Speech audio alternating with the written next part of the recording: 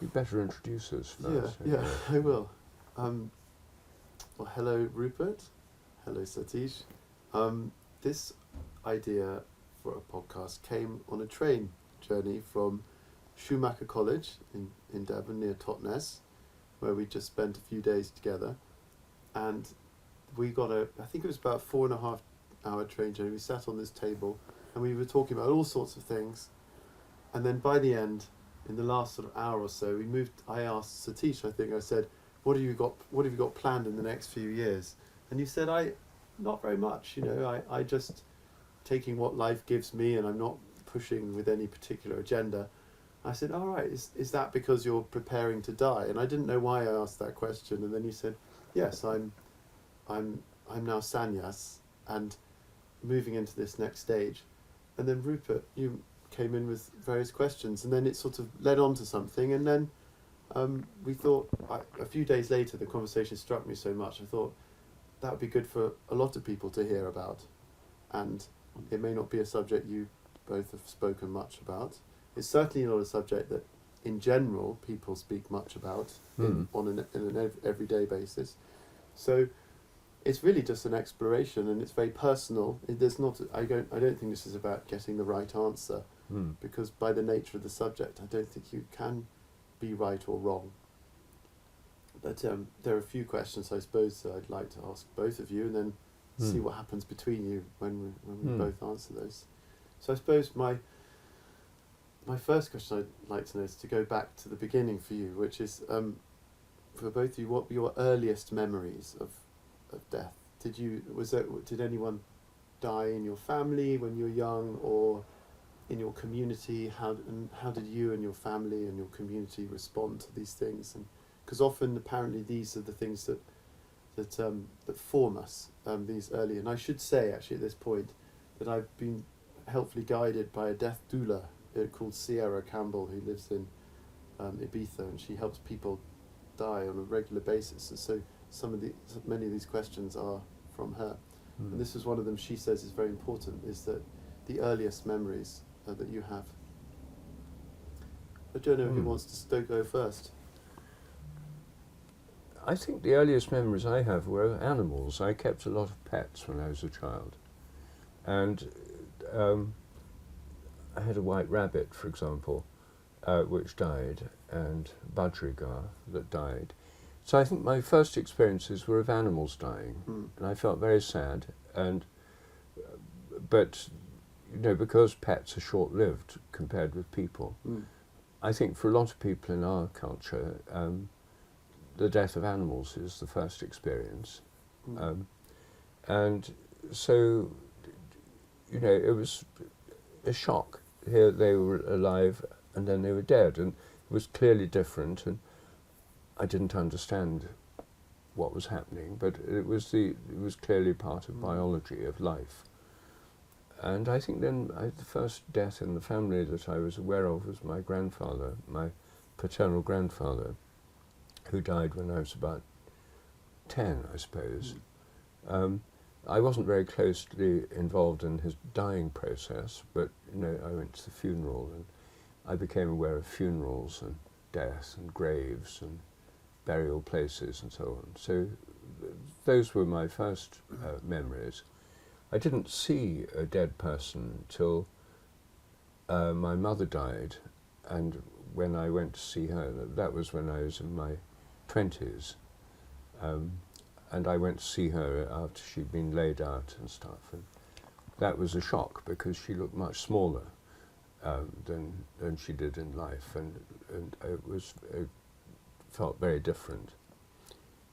And then when I was living in India, I saw quite a few dead people. I mean, because death is much closer to the surface there and much more public, as it were. And did you find that when you were young and your animals died, or you went through the experience of your grandfather, what feelings did it bring up in you? Did you think about the idea of life and death much at that point? Well, except for the obvious thought that there's a huge difference between being alive and being dead. I didn't think very much about it, no. Okay. And Satish, your earliest memories. Yes, my earliest memory of death is my father's death. I was only 4 years old, and I saw him lying in a state, and my mother crying, my sisters crying, my sisters-in-laws crying, brothers crying, and I could not really understand what was going on. And so I asked my mother, why are you crying and taking all the jewelry off and putting this black sari, and what's happening? And she says, your father is dead. So what is dead? So I said, everybody dies. Mother, will you die? Yes, I'll be dead. Then I'll never see you again? Yes, you never see me again. Mother, will I die? Yes, you also die. And then people will cry? Yes, people cry. That was a big shock. And I started to think from very early age, 4, is there any way to stop people dying? So that was my kind of big memory, quite a big memory. I would say still in my mind, quite vivid. I can still see the father lying and not moving, not walking with me, not holding my hand, and I kind of amazed and surprised and shocked that he's not moving and talking and walking. So that was my first, and that eventually led me to become a monk, to find a way of stopping dying or ending the cycle of birth and death. Oh, interesting. Did your mum tell you about you? Because I guess at 4 you forget a lot about what your life was like, and you don't know exactly what you were thinking. Did your mum ever say you were like this or like that? No, I remember. You remember it all? I remember, Okay. and from that on, I was all the time asking mother, and then I asked, eventually when I was 8 years old, I asked our guru, Jain guru, is there a way of stopping people dying? And he said, the only way to stop the cycle of birth and death, according to Jain and Buddhist principles, is that you renounce the world and become a monk and live an ascetic life, and that way you shed all your karmas, which bring you back into life and death cycle, and then you become part of the universe, part of kind of divine spirit, something of that nature. That led me to become a monk. Do you still believe that? I mean, now I have kind of different consciousness. When I was monk, I saw a number of people dying, monks, embracing the death, fasting to die. And so death, during that monkhood, I realized that death was not something horrible or bad, because people are voluntarily moving towards death and fasting to die, praying to die, say, bring me death, bring me death. And that was quite as surprising for me.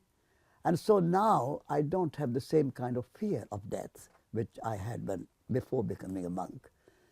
I think now that death is as good as life. There's nothing wrong with death. And not only nothing wrong with death, that is good.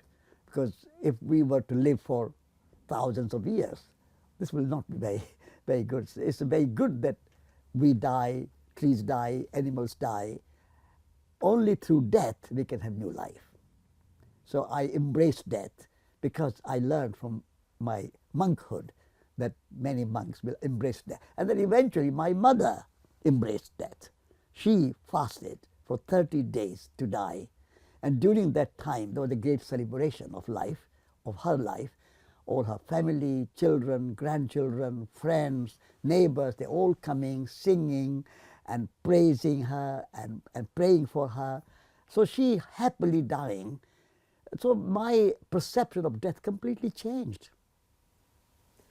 And that was what you were particularly interested in this conversation we had, was about this fasting to death aspect of the Jain tradition. Yes. I first came across it when I was living in South India. I was living in the ashram of Father Bede Griffiths.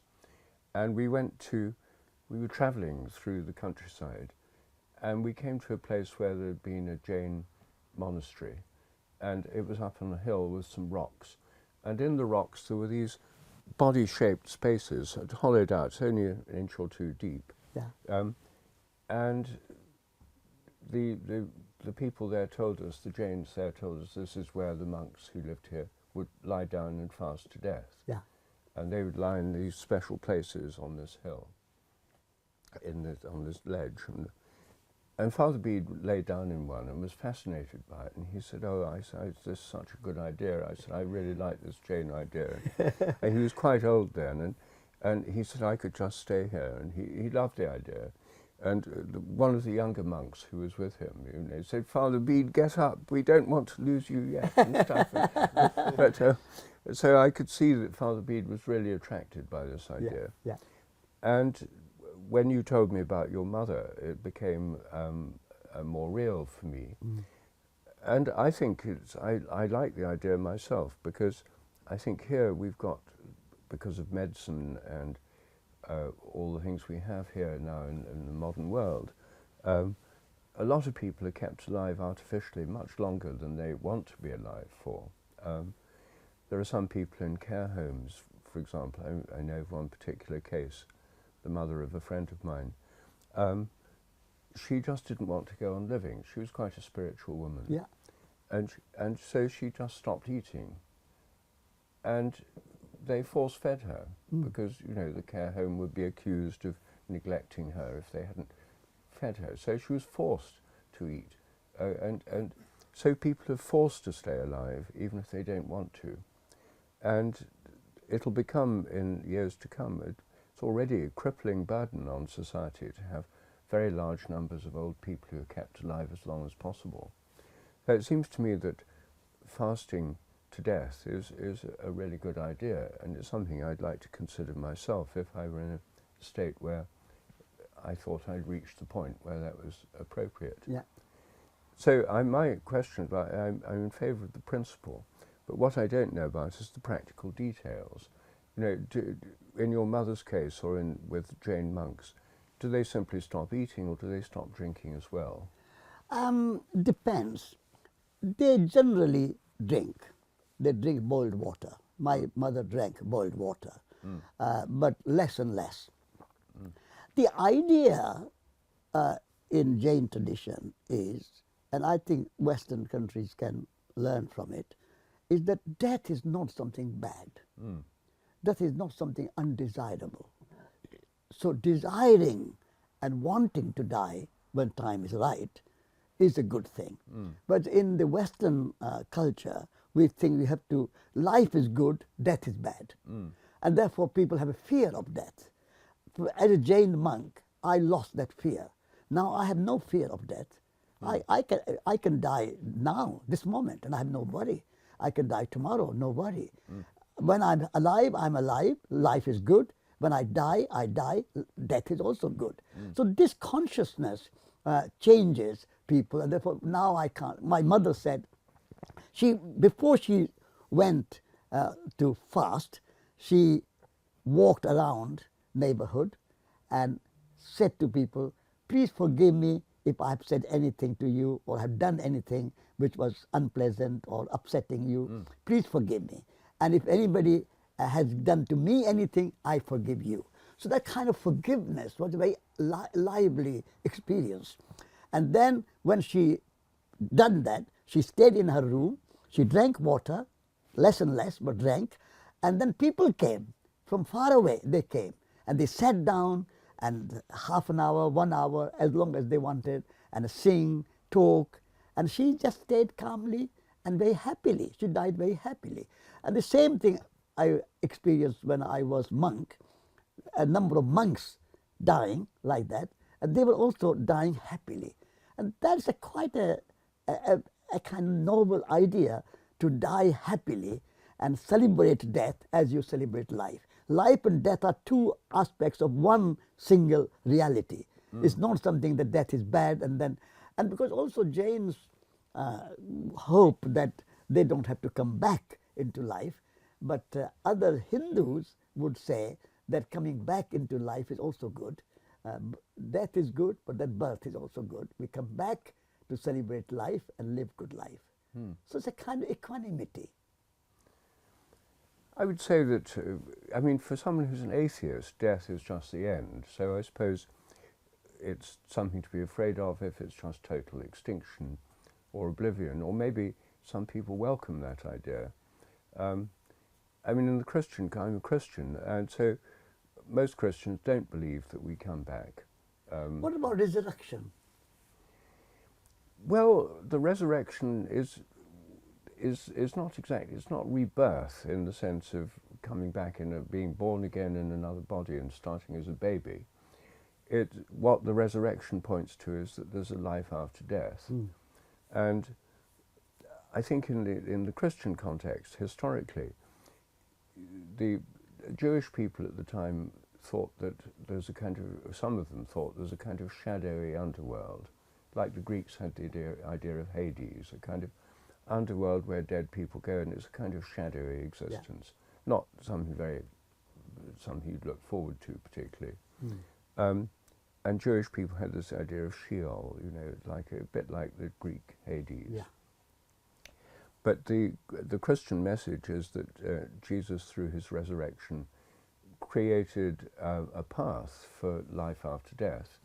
And the life after death is not life in this world, but life in a state of being of ultimate spiritual union with God. So within the Roman Catholic tradition, the idea grew up of purgatory, which is like you go on after this life, you continue in a realm where you're still developing and you undergo.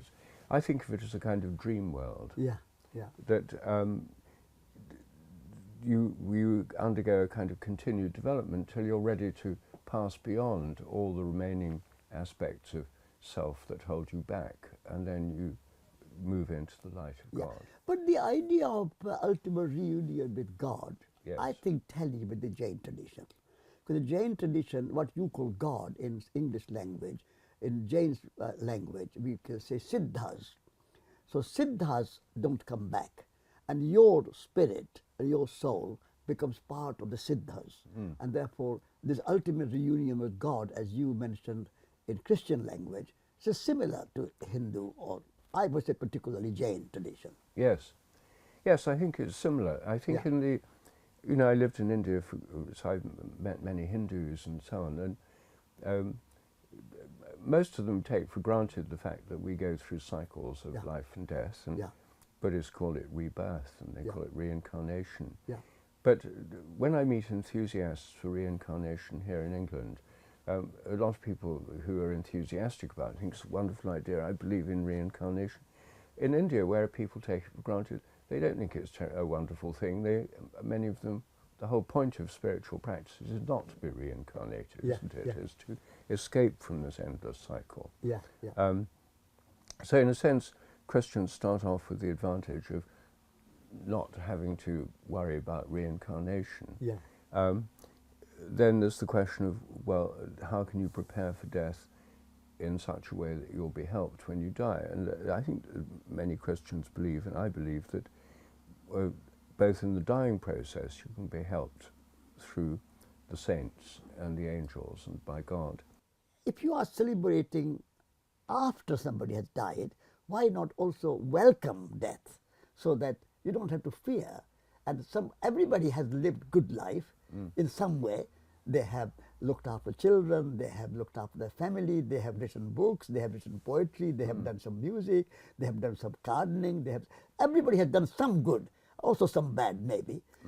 So I would say celebrate life and not fear death.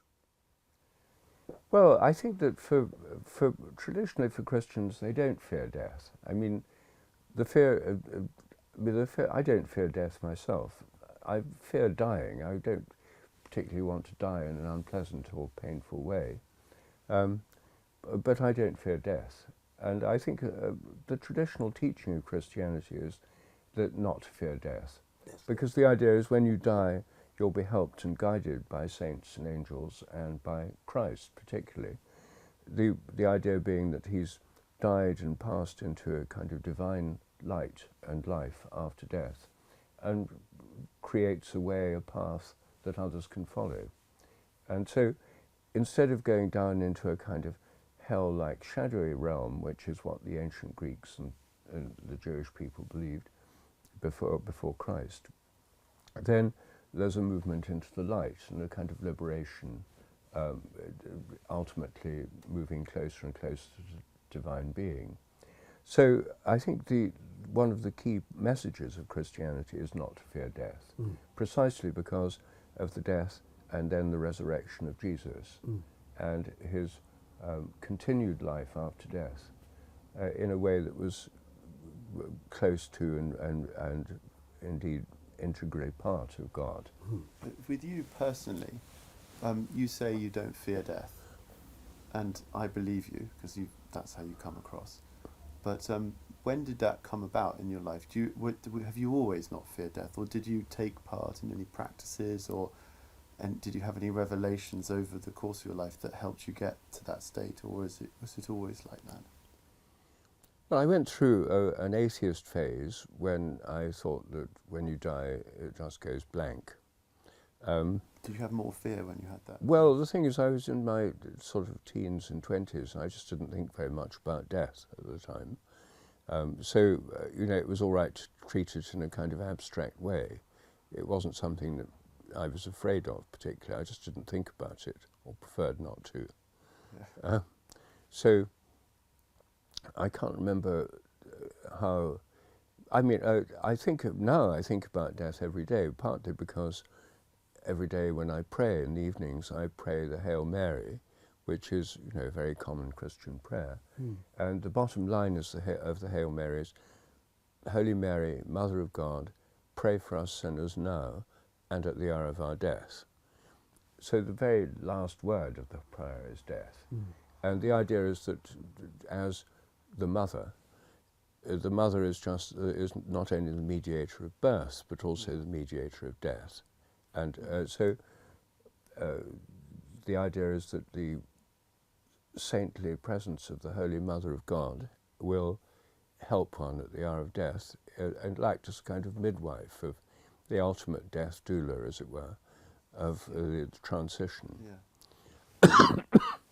And then most Christians believe that after death they'll be helped by Jesus Christ, and for Roman Catholics and many Anglicans, the saints and the angels, that there are the saints are people who've died who can still help us while we're alive and when we're dead.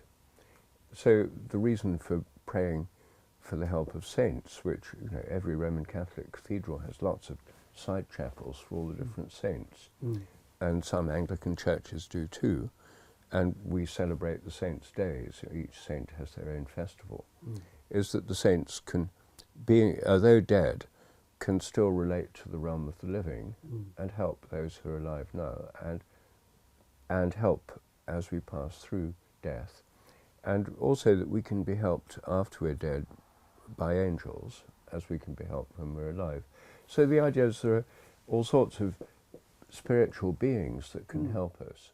No, that's a very good idea. That's a very good idea. So we are not helpless. We are all connected. But going back to the point of being part of the kind of spiritual reunion with God, so now, in this time, I'm 87 now, thinking about it, is that the natural world is not linear. Natural world is cyclical. Winter follows spring, follows summer, follows autumn, winter again. So in the same way, life is like a season or seasons. So it's a cyclical idea rather than linear, that you are born, you die, and then you become part of reunion with ultimate God or divine or the universe or siddhas. So what do you think of this idea of cyclical? So when we are born, we have this seed in our body, like a tree has a seed, an apple has a seed, human body has a seed, and then in the soil that seed is put, and then becomes tree again. So the human cycle of life continues in that way. So it's in cyclical way. There's no fear because end is not end. There's also seed in the end. In the apple, there's a seed. In the mango, there's a seed. So human life, there's seed. So that seed will be born again, be planted again, born again, become tree again, fruit again, and seed again. Do you mean reincarnation? Is this what you, did you mean, is that what Yes. you're going with this? Yeah. Okay. So we are reincarnated. Yes, well, I In mean, the cyclical way. I can see the cyclical, Yeah. The appeal of the cyclical view, because obviously life is cyclical, seeds and trees and plants Yeah. and so on. Yeah. There's a kind of tension, you see, in the big scale there's two models of history. I mean, some cultures have a completely cyclical model of history. Yeah. You know, empires rise and fall. Yeah. In the Hindu view, you have great Kali Yuga. ages. In Kali Yuga, the things are declining now from a golden age, getting worse and worse. Then the universe will be dissolved and a whole new universe will be created. Yes. And universes of vast amounts of time, Yeah. that everything's cyclical, the whole universe is. Yeah. That's one view, and being reincarnated is part of a cyclical Yes. view. Yes. By contrast, the Judeo-Christian view has a more linear view of Yeah. history. Yeah. That it's not just, there's a developmental process going on through history. Yeah. Of course there are cycles within it, but there's a developmental human history, and the story of the Bible starting with the creation and the development of, you know, the different farming. It starts in the Garden of Eden, where they're presumably hunter-gatherers, and then you have agriculture with Yeah. Cain and Abel. One of them is a farmer, the other's a herder. So it's a picture of human historic development. And then the idea of the coming of Christ changes the quality of human life and the potentialities of life, and changes the potentiality of life after death as well. And when this view was kind of generalized in science, it gave us the view of the entire evolutionary process of the universe, starting with the Big Bang, seeing the whole universe as a developmental process. So you see, we all experience both in our own lives. We start as babies, we grow up and grow old and die. So there's a kind of linear development for each individual, but there's a cyclical development for all of life. Yeah. Yeah. And Both go side by both side. side by side. But then you see some, as I say, in some cases the cyclical model becomes the overall model for Yeah. everything, Yeah. as in Hindu, Buddhist and Jain thought. Tradition. Yeah. Whereas in Judeo-Christian thought, a more developmental model Yeah. becomes the Yeah. standard one. Yeah. Yeah. And And so also then, scientific, as you mentioned, Big Bang is a more linear in a way. Yes. Because there's one fine morning, something happened, and there was a Big Bang, and then beginning, and then they also believe there will be end of the world once in a millennia or whenever. So there's a kind of linear idea in science. But then That's right. But then a contraction, and then it starts again. well, then you get, of course, these ancient cosmologies play themselves out in science, Yes. because you see, if you have the Big Bang, the universe is expanding, so the universe is still growing. Yeah. And when you look at the alternatives for the future, there are Yeah. two main ones in science. One is that it'll stop growing, slow down, and the gravity will cause everything to contract, and it'll get smaller and smaller till you have the reverse of the Big Bang. Yeah. And then, of course, Hindu cosmologists say, well, that's just the beginning of the next universe. Yeah. Yeah. So, or you have the view that it will go on expanding more and more. This is the view of Sir Roger Penrose, Yeah. for example. It will expand faster and faster until it expands so fast that all matter evaporates, Yeah. and the whole universe ends in light. Yeah.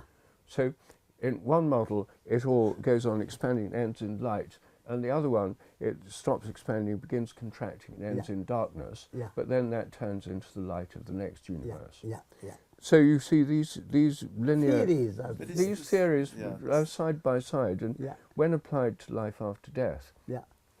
the Christian idea that you go on and can be liberated ultimately into the divine Yeah. is also, as you say, the Jain and Hindu idea, and Yeah. is similar, I think, in the Buddhist idea of Yeah. liberation. Yeah. But between you and that, there's the potential of many further lives. Yeah. And if you become a monk and carry out lots of spiritual practices, you can escape from all these other lives. Yeah.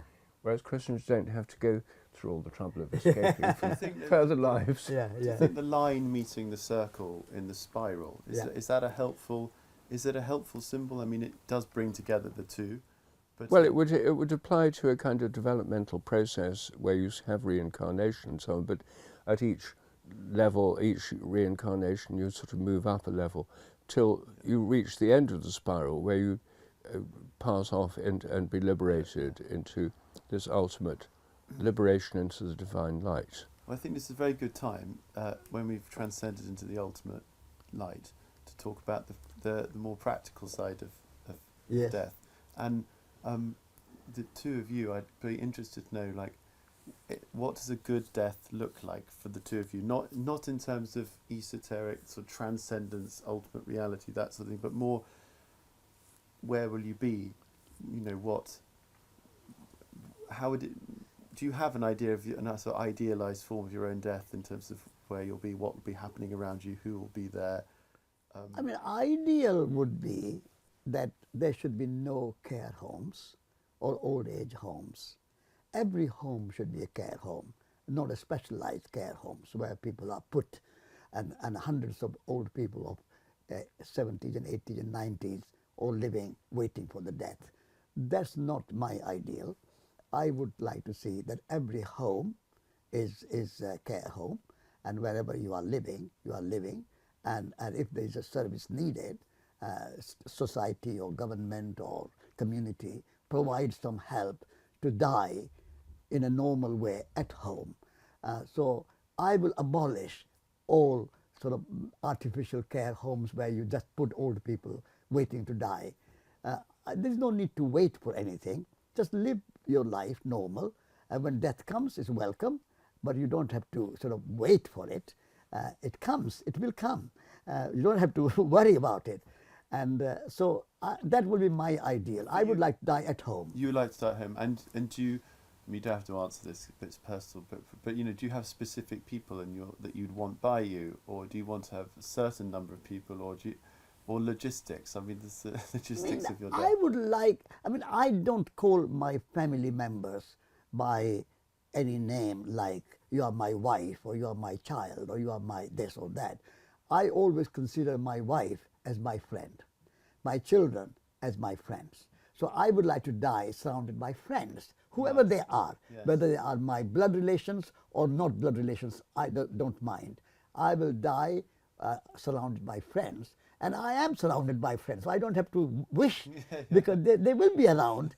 And I live in a small village, and so my neighbors are all very friendly with me. So I don't have any concern or worry about it. I will be surrounded by friends, and I want to die at home. And I don't want to be even, I will be quite happy if I'm buried in the field, which is my garden, and a tree is planted rather than a stone put on my body and with my name. I would like to put a tree on my body so that my body becomes a compost and the tree goes. Oh, that's lovely, yeah. Yes. And Rupert? Well, like Satish, I think I'd prefer to die at home. Yeah. Rather than in a kind of waiting room of a care home, you know. That's right. It's a kind of waiting room for Yeah. death. And I think many people who are in care homes don't have an alternative. I mean, they don't have family to look after them. Yeah. So anyway, I'd certainly rather die at home, and like you, with friends and family. I'm not sure whether I'd prefer the actual moment of death to be alone or not.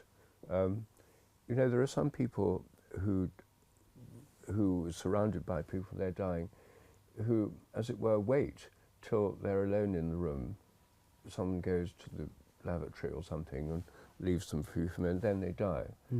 And among some kinds of animals, when they're dying, they go off into the wilderness to die, Yes. rather than being dying in the middle of the den or the nest.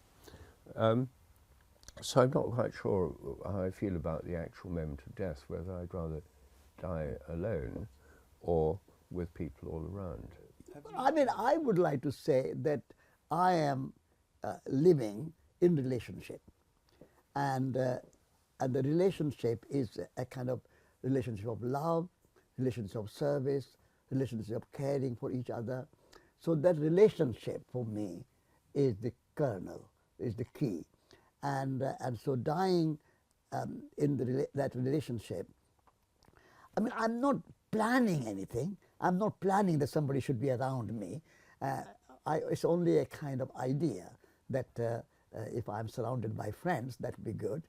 But if I'm not planning it, whatever happens, my idea is to serve and continue to serve whatever I'm doing until the last breath of my life. That's all I plan.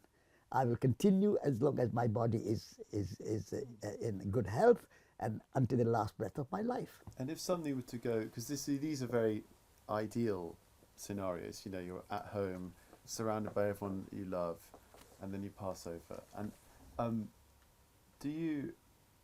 what have you made arrangements for if something went wrong? Like, as in, that couldn't happen for whatever reason, or do you know, like, the nursing home? I mean, can you make practical arrangements so that you'd never go to a nursing home? Is that possible? The only thing I have done is a kind of, like you call, living will, in which I have said that please doctor, do not keep me alive artificially, and do not just give injections and give this or give that and just keep me alive or feed through a tube or something like that. Yeah. Just if I'm dying, let me die.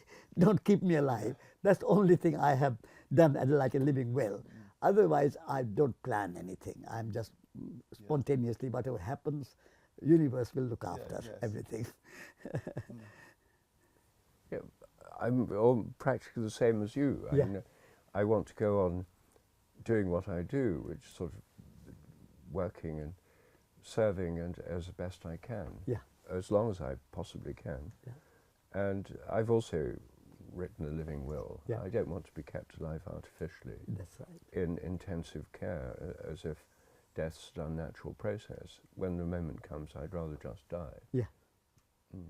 So we are very much in the similar sort of spirit, And have you had, either of you, any sort of death experiences already in your life?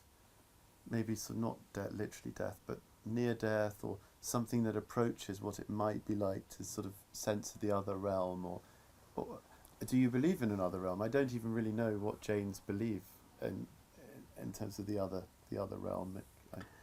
But have you had any experiences yourself? No, I don't think I have any near-death experience. No. In my dreams, I have dreamt sometimes that I'm drowning or something like that. I'm swimming. I quite often get dreams connected with water and swimming. And so, but in actual living life, I have not experienced any near death. And also, in my Jain understanding and Jain tradition, there's no other realm like this, having hell or heaven, those sort of places. They don't exist in Jain tradition or even Buddhist Zen tradition.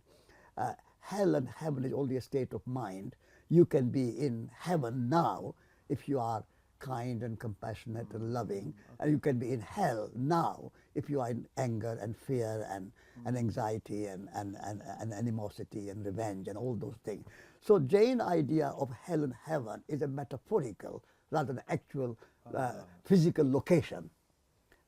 What's your view? Well, I would just qualify what you said about the Tibetan Buddhists. Certainly believe in an intermediate, the bardos.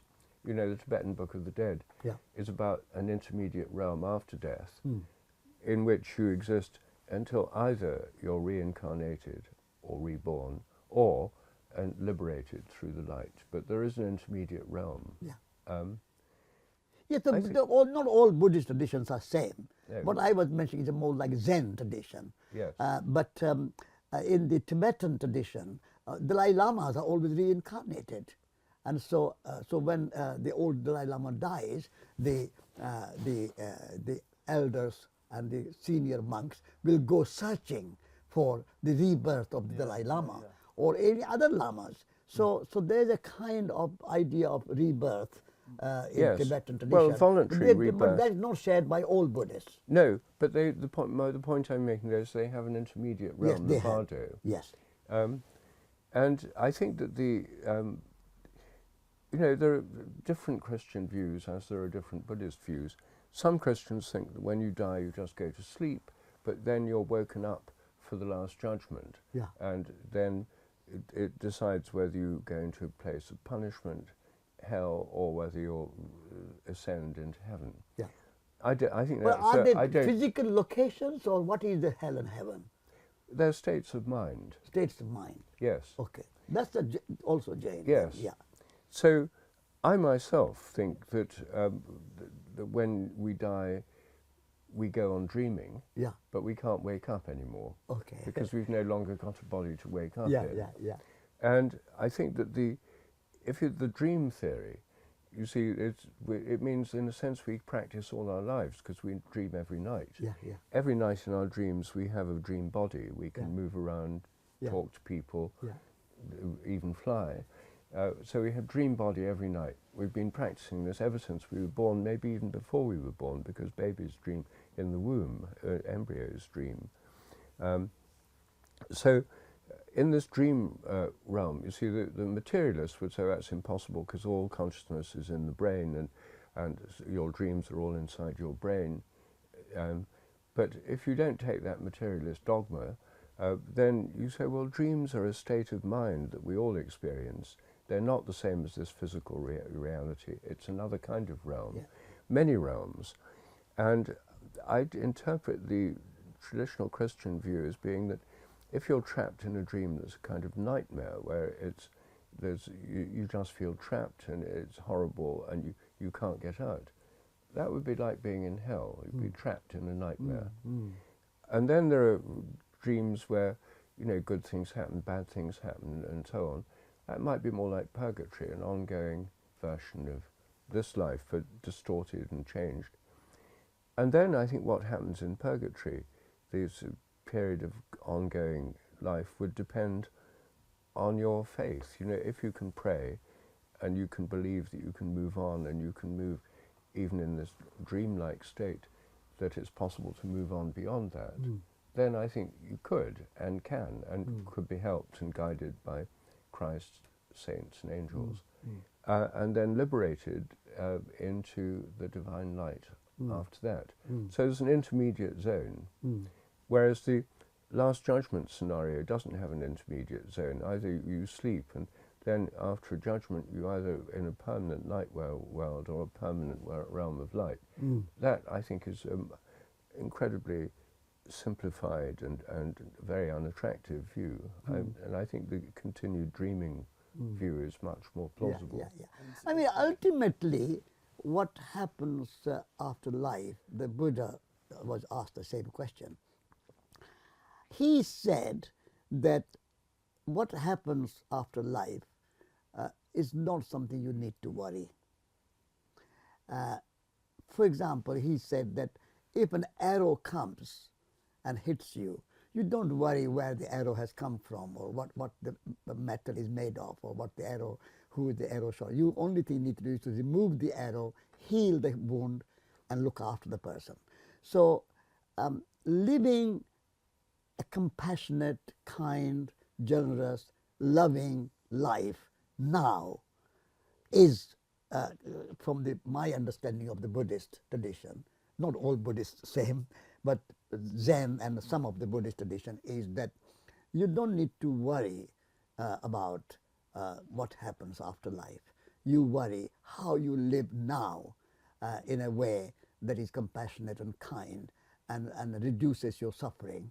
And the suffering is caused by your own attachment, your own kind of clinging to things, possessing things. This is mine. Ego ego is the cause of your suffering. And so that's, I understand the Buddhist view, and Jain view is similar. And is your work with connecting people to nature and community and Yes. soils, soul and society, is this actually a grander preparation for being alive now in the best way, so that you're in the right state of mind, of connection? Absolutely, so that death absolutely, is death, absolutely, you're already yeah. in connections. There's Yeah, not that. absolutely. Yeah, Yeah. yeah. This is why I mentioned the cyclical nature of nature, and therefore, if you have that understanding that life is a cycle, and after birth there's a death, and after death there is a birth, then when I'm preparing soil and look after nature and look after animals, I will come back to this world, and therefore I don't want to spoil the world, because I want to come back and get born again and be child again, and celebrate life again, and have a clean river and a clean forest and clean mountains and clean soil, all that. So if you believe in the cycle of life, then you don't want to spoil anything, or you want to destroy anything, or you want to pollute anything, because you are coming back home. So this is our home, you're coming back. So that's a cyclical way of life, protects that. That's the best argument for reincarnation I think I've heard, actually. Yes. So I'm not sure how much it actually applies. And when having lived in India, in modern India, where lots of people do believe in reincarnation, I'm not. It's hard to. Well, I mean, for some people, it means behaving well towards nature, but and honouring sacred trees and sacred plants, but. There's a lot about modern India that's not like that, even as practiced by Hindus. But I think in terms of living this life, I mean, I don't worry about death. Like you, I think that while we're here, we have to do our very best to help others, be kind, and help the world, and help the younger people, and do everything we can to help. So I don't worry about death. I think one of the, as I understand the Christian doctrine and my own Christian faith, is precisely not to worry about death. Exactly. That it's all going to be fine. If you live good life now and believe in Jesus Christ, or believe in the Buddha, or practice your spiritual life of loving your neighbor, loving yourself, loving your enemy even, if you can do that, then you create that good life, Christian life. I mean, I would say from the Hindu perspective, Indian perspective, I would say Jesus Christ was an avatar. He was an avatar, and his teachings are very, very similar to Jain and Buddhist and Hindu teachings of loving your neighbor, loving your enemy, turn your other cheek, and being kind to those. So in my book Radical Love, I'm saying the same thing, that it is easy to love somebody you like and you agree with. But Jesus and Jain tradition will say that even love those with whom you don't agree and you don't like, and still through love you transform. Through hatred you kill, and through love you transform. So you can transform an enemy into friend through love. And that's the kind of teachings of Jesus which appeals to me, and therefore I consider him as an avatar. Speaking of teachers, do either of you have specific teachers in your life that have taught you about deaths? My teacher was Vinoba Bhave, and he was a great Gandhian, and he was a saint, a saintly man. He never married. He had an ashram in central India, and he walked around India collecting land for the poor, but he was also a great scholar. He spoke something like 9 languages, including Arabic, Sanskrit, various Indian languages, French, English, German, Japanese. So he was a great scholar and a very, very spiritual man. So he was my teacher, I would say. Rupert? My main teacher was Father Bede Griffiths, who was a British Benedictine monk who lived for many years in India. And he lived in a small ashram in Tamil Nadu on the bank of the Cauvery River. And he provided for me something that was tremendously important, a bridge between Eastern and Western cultures. Because when I went to India first in 1968, I was still an atheist at that time, had rejected all religious traditions. But I was very impressed by the culture of India, and it made me want to go back there, which is one reason that I got a job in India in 1974. 6 years later, I went back and wanted to work there. And I worked in an agricultural research institute on crop improvement, chickpeas and pigeon peas. While I was there, I felt drawn back to a Christian path, partly because it was my ancestral tradition. It felt much more comfortable being in tune with my ancestors than uprooted from them. Yet I was really interested by Hindu philosophy. I'd studied the Upanishads, I went to discourses by gurus, I visited temples and ashrams and so on.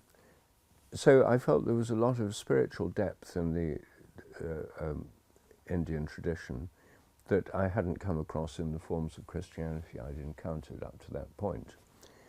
And when I met Father Bede Griffiths, I found somebody who was a deep mystic, a really holy man. He lived as a sannyasin. He was a monk. His ashram was a very happy place to live. I spent 2 years living there. And he was deeply grounded both in the Western mystical tradition, which I'd never heard about before.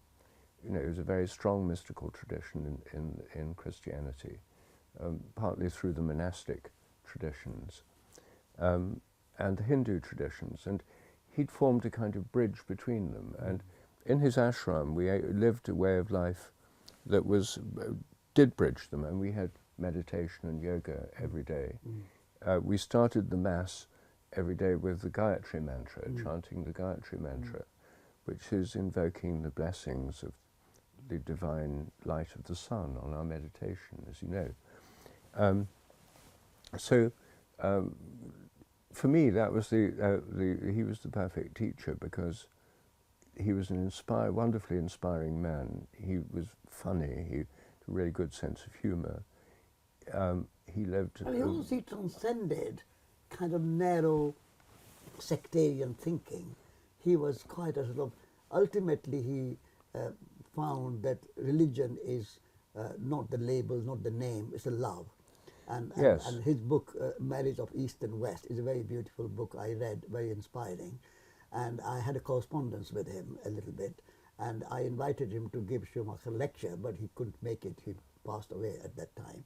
But he was somebody I never met, but I read his books and very inspiring. And he transcended the narrow thinking, and he embraced the bigger mind. Because if you are born in a particular culture, like in Europe, you are more likely to be born a Christian. If you are born in the Middle East, you are more likely to be born a Muslim. If you are born in Japan or China, you are more likely to be born a Buddhist. Or in India, you are more likely a Hindu or Sikh or Jain. So these are sort of names like language. If you are born in India, you speak Hindi. If you are born in England, you speak English. But ultimately, it's the love which you can speak in English or in Hindi. In the same way, is that what Father Griffiths in his Marriage of the East and West says is that it's the essence which is much more common, and therefore he found through Gayatri Mantra or through yoga and so on, same kind of spiritual experience as in Mass or in a kind of communion. So I think I can have a communion and find a similar sort of experience of divine. So it's the kind of going beyond language, going beyond, this is what he was very good at, going the superficial labels and going at the essence of life. Yes, no, you put it very well. Yes. And with you, Rupert, earlier we talked about the experiences of death. We didn't get around to you. Do you, in terms of, because there's the teacher of someone else teaching you theories, but have you had any sort of direct experiences that somehow relate in some way to your understanding of death in some way? Well, I have nearly died twice, but I didn't in either of them have a classic near-death experience. the first time I was in, I had a massive loss of blood following an operation, and I was basically bleeding to death. And I was in a hospital. I was rushed into hospital. This was near my hometown in Nottinghamshire. And I reached a point where I was just felt incredibly blissfully happy. And there was an Indian doctor there. And I said, I feel really happy. I said, everything's just going dark. And I just feel so happy. And he shook me. He said, don't go to sleep. You've got to stay. And he sort of, so I didn't have a near-death experience. I was just describing how blissful it felt. And the second time I was nearly murdered by somebody and stabbed in the thigh, and I had a huge loss of blood, and I was in an emergency room. I was nearly died, but on that occasion too, I didn't have an actual classic near-death experience. Although I have had things that are very like near-death experiences as a result of psychedelics, first with LSD and also with DMT, dimethyltryptamine. Particularly with dimethyltryptamine, I had this feeling of zooming out of my body through the center of a giant chrysanthemum, going through a kind of tunnel, emerging into a realm of incredible light, beauty, joy, love, divine presence. So this was like a kind of extreme mystical experience of unity and light. And then I felt, after a while, I lost all sense of time, but then I felt myself coming back, and it was like coming back from a million miles away and coming back into my body, and then there I was again. And that was very like many people's description of near-death experiences. And it made me realize there's a realm of conscious being which is beyond all these things, and which I became convinced me that there's a realm that's we can enter after death or while we're alive as well, which is beyond all the suffering, pain, and so forth. So in a sense, that was a kind of near-death experience. And it had a transformative effect. It helped me not be afraid of death. Very good. And actually, on that point of not being afraid of death, I can see both of you are not.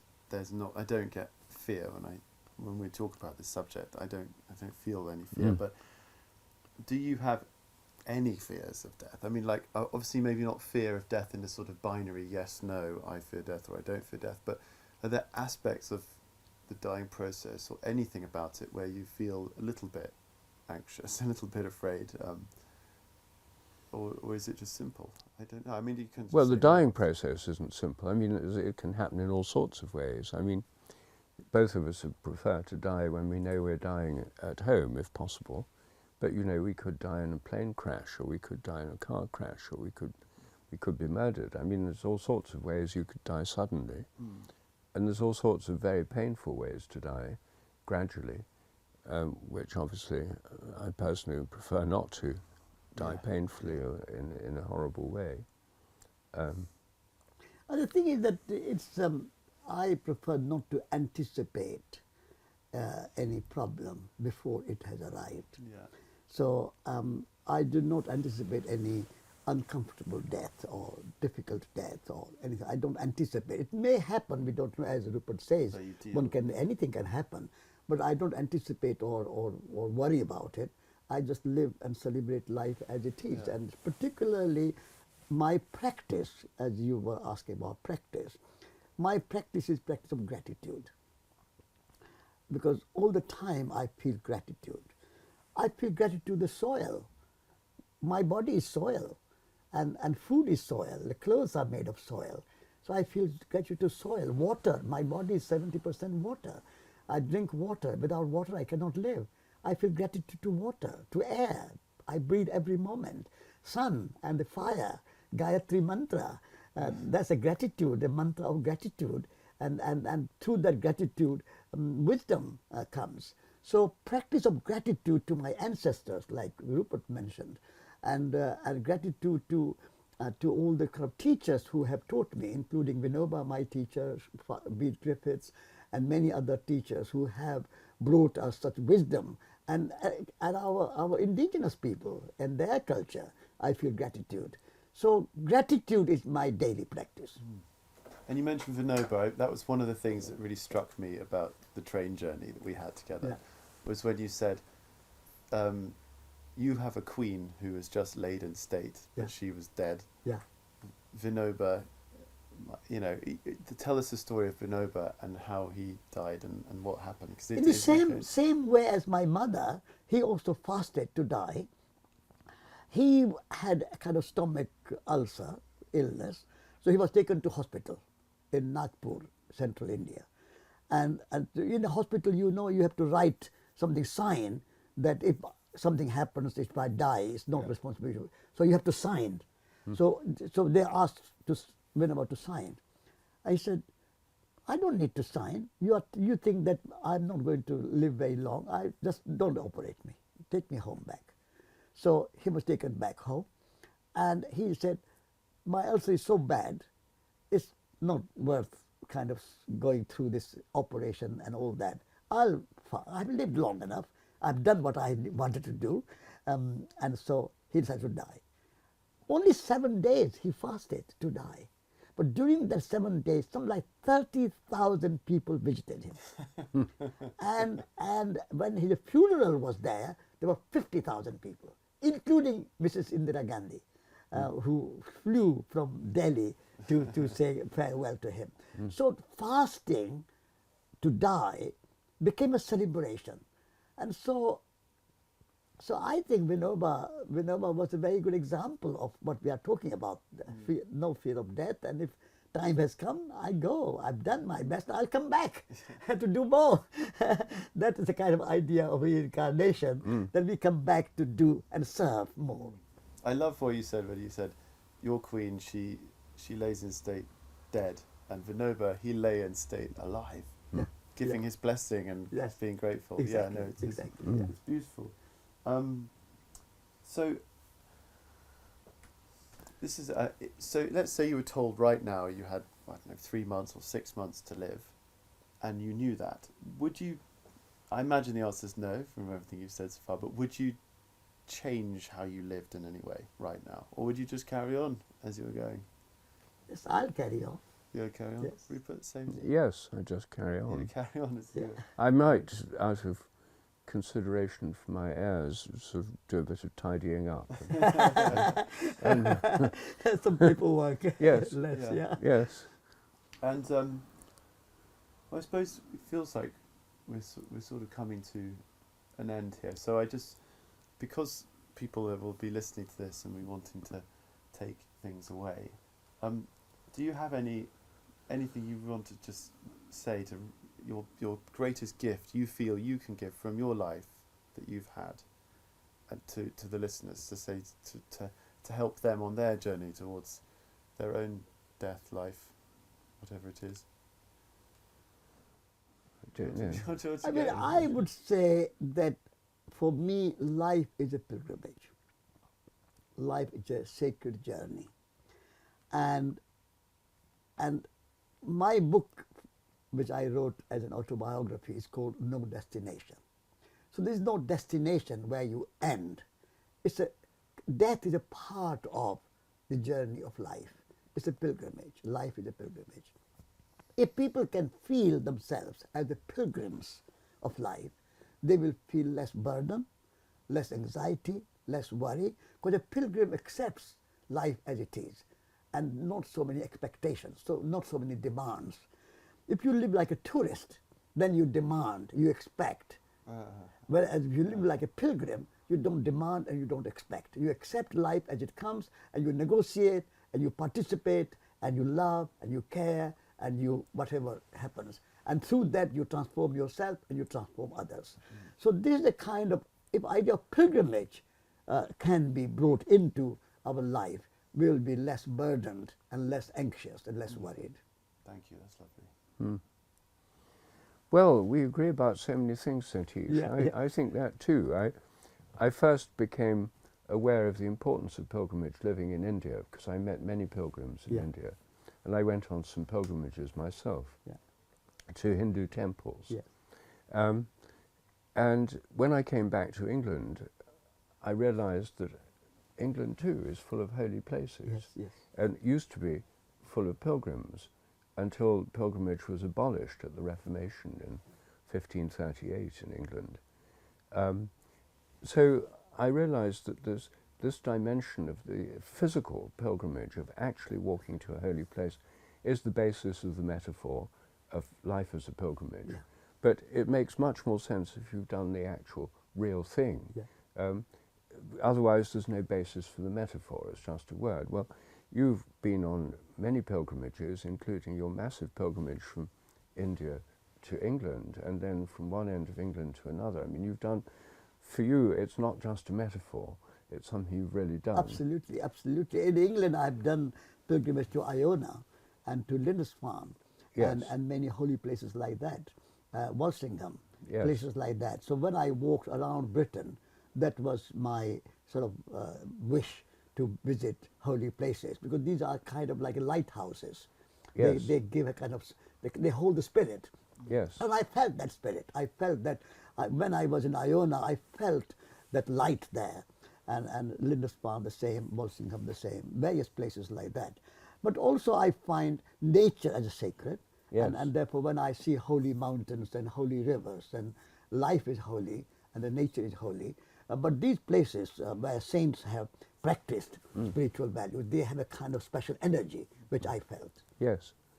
Well, I too. So when I came back to England and rediscovered pilgrimage here in England, as part of a rediscovery that's going on all over Europe, you know, at Santiago de Compostela, Yeah. started a whole rediscovery of pilgrimage. And with Guy and the British Pilgrimage Trust, you know, I feel one of the most exciting things happening at the moment is a cultural rediscovery of pilgrimage here in Britain, both with nature, connecting to nature, and to holy places, and natural holy places like springs and rivers and mountains. So I, like you, think of life as a pilgrimage, but I do so because I've been on actual Yes, pilgrimages. Yes. And I think, therefore, if we're talking about what we might suggest to other people, is perhaps start with an actual pilgrimage, because you can't really think of life as a pilgrimage until you've been on some pilgrimages. Yes, absolutely. And so I think pilgrimage is a very good starting point.